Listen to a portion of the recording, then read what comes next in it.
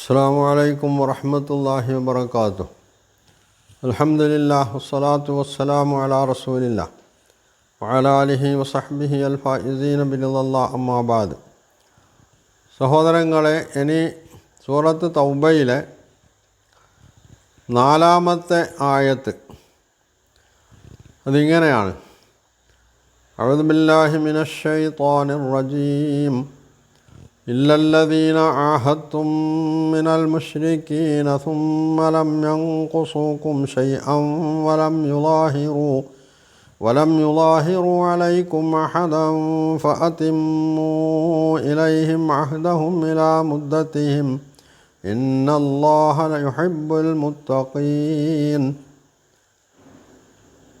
കഴിഞ്ഞ 2-3 എപ്പിസോഡുകളിലായിട്ട് ഈ സൂറയിലെ 3 ആയത്തുകളാണ് നമ്മൾ പരാമർശിച്ചിട്ടുള്ളത്. അതിൽ പറഞ്ഞിട്ടുള്ളത് മുസ്ലിങ്ങളുമായിട്ട് കരാറിലേർപ്പെട്ടിട്ടുള്ള നിഷേധികളായിട്ടുള്ള ആളുകൾ, ആ ആളുകളുടെ ഈ കരാറ് വ്യവസ്ഥ, അതിൻ്റെ ബാധ്യതയിൽ നിന്ന് അള്ളാഹുവും അവൻ്റെ റസൂലും ഒഴിവായതായിട്ട് പ്രഖ്യാപിക്കുന്നു എന്നുള്ളതാണ്. പക്ഷെ അവിടെ പെട്ടെന്ന് ഒരു ദിവസം കൊണ്ട് അവരോട് എന്തെങ്കിലും ചെയ്യാൻ ആവശ്യപ്പെടുന്നതിന് പകരം അവർക്ക് സാവകാശം നൽകുന്നുണ്ട്. അതായത് കരാറിൽ 4 മാസത്തിൽ കുറഞ്ഞ അവധിയിലുള്ളവരും 4 മാസം വരെ അവധിയുള്ളവരും ഇവർക്ക് 4 മാസം അവധി നൽകുന്നുണ്ട്. തീരെ കരാറിൽ ഏർപ്പെട്ടിട്ടില്ലാത്ത ആളുകൾക്കാണെങ്കിൽ ഹജ്ജ് ദുൽഹിജ്ജ 10 മുതൽക്ക് മുഹറം 30 വരെ 50 ദിവസത്തെ സാവകാശം നൽകുന്നുണ്ട്. ഈ ഇത്രയും ദീർഘമായിട്ടുള്ള കാലത്തിനിടയ്ക്ക് അവർക്ക് രണ്ടാലൊന്ന് തീരുമാനിക്കാം. അവർക്ക് വേണമെങ്കിൽ ഇസ്ലാമിലേക്ക് വരാം, അവരുടെ തെറ്റുകൾ ഏറ്റുപറഞ്ഞ് പശ്ചാത്തപിച്ച് ഇസ്ലാമിലേക്ക് വരാം. അല്ലെങ്കിൽ അവർക്ക് അവരുടെ കുഫറിൽ തന്നെ നിലകൊള്ളാം. അവരവിടെ ഇസ്ലാം സ്വീകരിക്കാൻ വേണ്ടി നിർബന്ധിക്കുന്ന പ്രശ്നമൊന്നുമില്ല. കാരണം ഇസ്ലാം ഏതാദർശവും അത് നിർബന്ധിച്ചുകൊണ്ട് സ്വീകരിപ്പിക്കേണ്ടതല്ല എന്നതാണ് വിശുദ്ധ ഖുർആനിൻ്റെ കാഴ്ചപ്പാട്. അതുകൊണ്ട് അവരുടെ മുമ്പിൽ 2 തിരഞ്ഞെടുപ്പിനുള്ള 2 സംഗതിയാണുള്ളത്. ഒന്നുകിൽ അവർക്ക് പശ്ചാത്തപിച്ച് തങ്ങൾ ചെയ്ത തെറ്റുകൾ ബോധ്യപ്പെട്ട ആ തെറ്റുകളിൽ നിന്ന് പശ്ചാത്തപിച്ച് ഇസ്ലാമിലേക്ക് വരാം.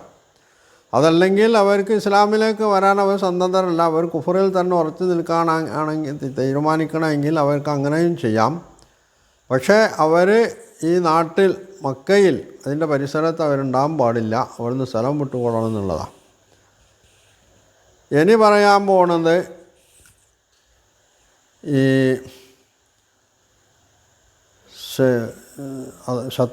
മുശ്രിക്കുകളിൽ മുശ്രിക്കുകളായിട്ടുള്ള ആളുകളിൽ മുസ്ലിങ്ങളുമായിട്ട് കരാറിലേർപ്പെടുകയും ആ കരാറ് ലംഘിക്കാതെ ആ കരാറ് പൂർത്തീകരിക്കാൻ തന്നെ തീരുമാനിക്കുകയും ചെയ്തിട്ടുള്ള ആളുകൾ, അവർ 4 മാസത്തിൽ കൂടുതൽ കാലാവധിയുള്ളവരാണ്. അവരുമായി ബന്ധപ്പെട്ടുള്ള തീരുമാനം എന്താണ്? അത് അവർ എത്രയാണോ അവരുടെ കാലാവധി അത്രയും കാലം അവർക്ക് അവിടെ നിലകൊള്ളാമെന്നുള്ളതാണ്. അതാണ് ഇല്ലല്ലദീന ആഹത്തും മിനൽ മുശ്രിക്കീൻ.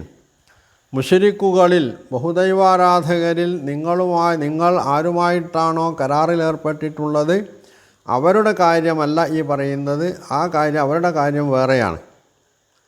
സുമ്മലം യൻഖുസൂകും ശൈഅൻ. അവർ കരാറിലേർപ്പെട്ടു എന്ന് മാത്രമല്ല, അവർ നിങ്ങൾക്കൊരു കുറവും വരുത്തിയിട്ടില്ല. കരാർ ലംഘനത്തിന് അവർ മെനക്കെട്ടിട്ടില്ല. നിങ്ങളുടെ അവകാശങ്ങൾ അവർ നിഷേധിക്കുന്നില്ല.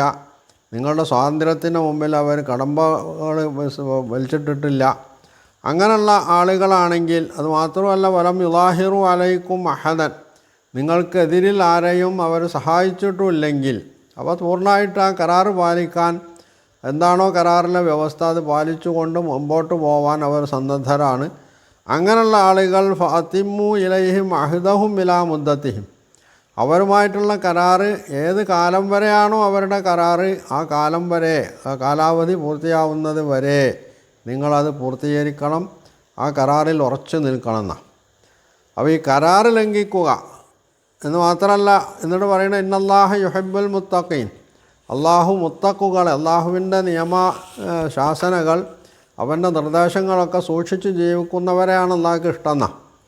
അപ്പോൾ ഇസ്ലാമിൻ്റെ പക്ഷത്ത് നിന്ന് കരാറ് ലംഘനം എന്ന പ്രശ്നം ഉത്ഭവിക്കുന്നില്ല എന്നുള്ളതാണ്. ഇവിടെ കരാറ് ഹിജ്റയുടെ 6-ാമത്തെ കൊല്ലം ഹുദൈബിയയിൽ വെച്ച് നടത്തിയിട്ടുള്ള കരാറ് ലംഘിച്ചതാരായിരുന്നു? അത് ശത്രുപക്ഷമാണ്. എന്നാൽ ഈ ഘട്ടത്തിലും മറ്റ് പല ഗോത്രങ്ങളും മുസ്ലിങ്ങളുമായിട്ട് കരാറിൽ ഏർപ്പെട്ടിട്ടുണ്ട്. അങ്ങനെയുള്ള ആളുകളുടെ കരാറ് ഇപ്പോൾ ഇസ്ലാമിന് ആധിപത്യം കിട്ടിയിരിക്കുന്നു. മക്ക മാത്രമല്ല, അറേബ്യ മൊത്തത്തിൽ തന്നെ ഇസ്ലാമിൻ്റെ കീഴിൽ വന്നിരിക്കുകയാണ്. 8-ാമത്തെ കൊല്ലം മക്ക കീഴ്പ്പെട്ടതിനെ തുടർന്ന് 9-ാമത്തെ വർഷത്തിലാണ് അറേബ്യയുടെ നാനാഭാഗത്തു നിന്നും ആളുകൾ ഇസ്ലാമിലേക്ക് ഒഴുകിയെത്തുന്നത്. ആമുൽ റിഫാദ, ആമുൽ വുഫൂദ് എന്നാണ് ആ വർഷത്തെ സംബന്ധിച്ച് പറയുന്നത്. പ്രതിനിധി സംഘങ്ങളുടെ വർഷം എന്ന് പറഞ്ഞാൽ അറേബ്യയുടെ യമൻ തൊട്ട് സിറിയ വരെയുള്ള അല്ലെങ്കിൽ ഷാം വരെയുള്ള പ്രദേശങ്ങളിൽ നിന്ന് നബി സല്ലല്ലാഹു അലൈഹി വസല്ലമയുടെ അടുത്തേക്ക് ഓരോ ഗോത്രങ്ങളുടെയും ഓരോ പ്രദേശത്തെയും ആളുകൾ അവരുടെ പ്രതിനിധികളായിട്ട് അയക്കുകയാണ്. അവരുടെ നേതാക്കന്മാരെ അവർ നബി സല്ലല്ലാഹു അലൈഹി വസല്ലമയുടെ അടുത്ത് വന്ന് അവർ ഇസ്ലാം സ്വീകരിച്ചാണ് തിരിച്ചു പോണത്. നേരത്തെ ജബ്ബാറിൻ്റെ ഒരു വാദം ഉണ്ടല്ലോ, ഖുർആൻ അല്ലെ മുഹമ്മദ് പരാജയപ്പെട്ടു എന്ന് പറഞ്ഞത്. 22 കൊല്ലം കൊണ്ടാണ് ഇവിടെ ഇസ്ലാം വെന്നിക്കോടി പാറുന്നത് എന്നത് അല്ല, 13ഉം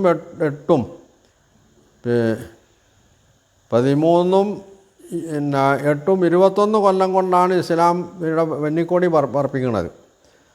ഈ 11 വർഷം കൊണ്ട് നബി സല്ലല്ലാഹു അലൈഹി 21 വർഷം കൊണ്ട് ഇസ്ലാം അറേബ്യയിൽ മുഴുവൻ വ്യാപിക്കുകയും അറേബ്യ മുഴുവൻ ഇസ്ലാമിൻ്റെ കീഴിൽ അമരുകയും ചെയ്ത ഘട്ടത്തിലാണ് വിശുദ്ധ ഖുർആൻ നിങ്ങൾ ആരുമായിട്ടാണോ കരാറിൽ ഏർപ്പെട്ടിട്ടുള്ളത് അവർ കരാർ പൂർത്തീകരിക്കാൻ സന്നദ്ധരാണെങ്കിൽ നിങ്ങളും അത് പൂർത്തീകരിക്കണമെന്ന് പറഞ്ഞത്. വേണമെങ്കിൽ ലോകത്ത് നടന്ന മറ്റ് ഏതൊരു വിപ്ലവത്തെയും അല്ലെങ്കിൽ ഭരണകൂട അട്ടിമറികളെയും എടുത്തു നോക്കിയാൽ അത് ജനാധിപത്യത്തിൻ്റെ രീതിയിലായിരുന്നാലും ഏകാധിപത്യത്തിൻ്റെ രീതിയിലായിരുന്നാലും അതുപോലെ തൊഴിലാളി വർഗാധിപത്യത്തിൻ്റെ പേരിലായാലും രാജാധിപത്യത്തിൻ്റെ പേരിൽ ഏത് പേരിലായിരുന്നാലും ലോകത്ത് നടന്ന അത്തരത്തിലുള്ള ഏത് ഭരണകൂട അട്ടിമറിയോ അല്ലെങ്കിൽ വിപ്ലവത്തിൻ്റെ വിജയമോ ഒക്കെ എടുത്ത് നോക്കിയാൽ അവിടെ എവിടെയും നമുക്ക് കാണാൻ കഴിയാത്തൊരു സംഗതിയാണ് എതിരാളികളോട് ശത്രുക്കളോട് ദയാപൂർവം അല്ലെങ്കിൽ അവർക്ക് സാവകാശം നൽകിക്കൊണ്ട് രണ്ടാലൊരു തീരുമാനമെടുക്കാനുള്ള സാവകാശം നൽകിക്കൊണ്ട് അവധി നൽകുക എന്നുള്ളത് അത് ഇസ്ലാം മാത്രം ചെയ്തിട്ടുള്ളൊരു സംഗതിയാണ്. അപ്പോൾ കരാറിൽ ഏർപ്പെട്ട ആളുകളോട് ഇസ്ലാമിന് വേണമെങ്കിൽ കരാർ ഇതോടുകൂടി ഞങ്ങൾ അവസാനിപ്പിച്ചു എന്ന് പറഞ്ഞാൽ ആരും അവിടെ ചോദ്യം ചെയ്യാനൊന്നുമില്ല. എന്നിട്ടും ഇസ്ലാം ഖുർആൻ പറഞ്ഞതെന്താണ്? അവരുടെ കരാറ് എത്ര കാലത്തേക്കാണുള്ളത് ആ കരാറ് നിങ്ങൾ പൂർത്തീകരിക്കണം. അതുപോലും അള്ളാഹുവിൻ്റെ തഖ്വയുടെ ഭാഗമാണ്. അള്ളാഹുവിൻ്റെ കൽപ്പനകൾ പാലിക്കുന്നു എന്നതിൻ്റെ ഭാഗമാണ് നിങ്ങൾ ആരുമായിട്ട് കരാറിൽ ഏർപ്പെട്ടിട്ടുണ്ടോ ആ ആളുകൾ അവരുടെ കരാർ ലംഘിച്ചിട്ടില്ലെങ്കിൽ അവരുമായി കരാർ ഒപ്പിട്ടത് എത്ര കാലത്തേക്കാണോ അത്രയും കാലത്തേക്ക് കരാർ പാലിക്കാനുള്ളത് നിങ്ങളുടെ ബാധ്യതയാണെന്നാണ് വിശുദ്ധ ഖുർആൻ ഇവിടെ പറയുന്നത്.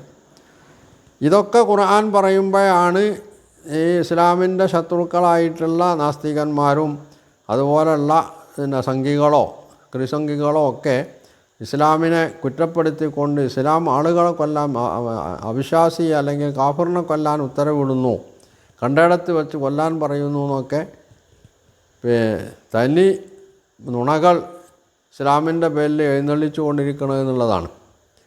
യഥാർത്ഥത്തിൽ ഇവരുടെയൊക്കെ പൂർവ്വചരിത്രം പരിശോധിച്ചാൽ നമ്മൾക്ക് കാണാൻ കഴിയണത് എന്താണ്? ഇപ്പോൾ ക്രൈസ്തവ ലോകം നൂറ്റാണ്ടുകൾ അവർ ലോകത്ത് എന്തൊക്കെയാണ് കാട്ടിക്കൂട്ടിയിട്ടുള്ളത് എന്ന് ചരിത്രം വളരെ വ്യക്തമായി തന്നെ രേഖപ്പെടുത്തി വച്ചിട്ടുണ്ട്. ഇനി നാസ്തികതയുടെ ദൈവനിഷേധത്തിൻ്റെ മതനിഷേധത്തിൻ്റെ അടിസ്ഥാനത്തിൽ രൂപം കൊണ്ടിട്ടുള്ള കമ്മ്യൂണിസം ലോകത്തെന്താണ് ചെയ്തു കൂട്ടിയിട്ടുള്ളത്? ഇന്ന് ജനാധിപത്യത്തിൻ്റെ പേരിൽ പോലും ആളുകൾ അധികാരത്തിൽ വരുമ്പോൾ എന്താണ് കാട്ടിക്കൂട്ടുന്നത് എന്നുള്ളത് നമ്മൾ കണ്ടുകൊണ്ടിരിക്കുന്നതാണ്.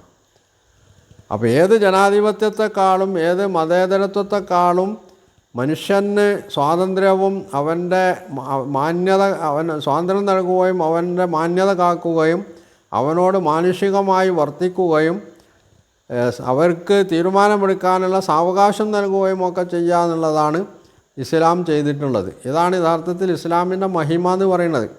ഈ മഹിമയെ മറച്ചു വെക്കാൻ വേണ്ടി ഇരുട്ടുകൊണ്ട് ഓട്ടയെടുക്കുന്ന സമീപനമാണ് ഇവിടെ ഇസ്ലാമിൻ്റെ ശത്രുക്കൾ കൈക്കൊണ്ടുകൊണ്ടിരിക്കുന്നത് എന്നുള്ള. ജബ്ബാർ, ലിയാഖത്ത്, ആരിഫ് ഹുസൈൻ പ്രഭൃതികളും അതുപോലെ തന്നെ നാസ്തികതയുടെ അപ്പൂപ്പന്മാരായിട്ടുള്ള ഇവിടെയുള്ള ആളുകളും അതുപോലെ മറ്റ് സംഘികളുമൊക്കെ ഇതാണ് ചെയ്തുകൊണ്ടിരിക്കുന്നത്. എന്ന് പറഞ്ഞാൽ അവർ ചെയ്യുന്ന ദുഷ്ടതകൾ, അവർ ചെയ്യുന്ന അക്രമമർദ്ദനങ്ങളൊക്കെ മറച്ചു വെച്ചുകൊണ്ട് ഇസ്ലാം ഒരിക്കലും ഉദ്ദേശിക്കുക പോലും ചെയ്തിട്ടില്ലാത്ത സംഗതി ഇസ്ലാമിൻ്റെ മേൽ കെട്ടിവെക്കുകയും എന്നിട്ട് ഇസ്ലാമിനെ അവഹേളിക്കുകയും സമൂഹത്തിൽ തെറ്റിദ്ധാരണ പരത്തുകയും ചെയ്യുന്നു എന്നുള്ളതാണ് ഇവരുടെയൊക്കെ സ്ഥിരം ഏർപ്പാട് എന്നുള്ളതാണ് അവർ ഇന്ന് വിളിച്ചു കൂവിക്കൊണ്ടിരിക്കുന്നത്. വിശുദ്ധ ഖുർആൻ അതിനെ തീർത്തും തകർത്തെറിയുകയാണ് അതിൻ്റെ ഈ പ്രഖ്യാപനത്തിലൂടെയൊക്കെ എല്ലാ കാലത്തും ചെയ്തു പോന്നിട്ടുള്ളത് എന്നുള്ളതാണ് വസ്തുത.